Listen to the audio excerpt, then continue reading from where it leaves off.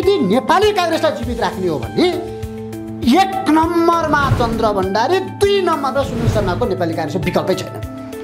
तर गगन थापा भन्दैछन् हामी सुध्रिन्छौँ, हामी सुध्रेर आउँछौँ, हामी आत्म-आलोचना गर्छौँ। पार्टी सभापति ज्यूले राजीनामा दिनुहुन्छ, उहाँले छोड्नुहुन्छ, हामी हाँक्छौँ भन्ने हुन्छ। गगन थापा शेरबहादुर देउवा भन्दा पनि 2 गुणा बढी खराब छन्। यो परिस्थिति सिर्जना भएको नेपाली काङ्ग्रेसभित्रका शेरबहादुर पछाडिको पुस्ता त छोड्दै थियो, जो सभापतिको निमित्त लडाइँ गरिरहेको थियो, गुटको भेला गरिरहेको थियो, त्यो टिम त भइहाल्यो, 2टा टिम। अर्को चाहिँ तपाईँको भनेको गगन र विश्व प्रकाशको कारणले गर्दाखेरि परिस्थिति सिर्जना भएको।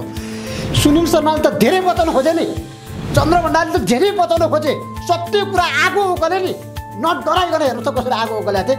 आज 1 वर्ष अगाडि सुनिल शर्माले दिएको अन्तर्वार्ता तपाईँले 7वटा अन्तर्वार्ता लगातार हेर्नुहोस्, 7वटै अन्तर्वार्ताको आज चाहिँ ठ्याक्कै चाहिँ आज पुष्टि भएको छ। उनले जे भनेको थियो नि, जे भनेको थियो, अब म शब्द भन्दिनँ, उनले 7वटा अन्तर्वार्ता सुनिल शर्माको हेर्नुहोस्, उनले जे भनेको थियो आज देशमा त्यही भयो। अब नेपाली काङ्ग्रेसले सुनिल शर्माको विकल्प खोज्नुहुन्छ। नेपाली काङ्ग्रेसका चाहिँ तपाईँ क्रियाशील सदस्यले, नेता कार्यकर्ताले यदि नेपाली काङ्ग्रेस जोगाउने हो भने, नेपाली काङ्ग्रेस बिपीको काङ्ग्रेसलाई बचाउने हो भने बिपी पछाडिको राजनेता नेपाली काङ्ग्रेसमा सुनिल शर्मै हो। सुनिल शर्माको नेतृत्वमा अब नेपाली काङ्ग्रेस अगाडि बढ्यो भने केही हुन सक्छ। 10-15 सिट आउला पनि प्रत्यक्षमा, हैन? नेपाली काङ्ग्रेस बौरिन्छ, पुनर्जीवित हुन्छ क्या नेपाली काङ्ग्रेस।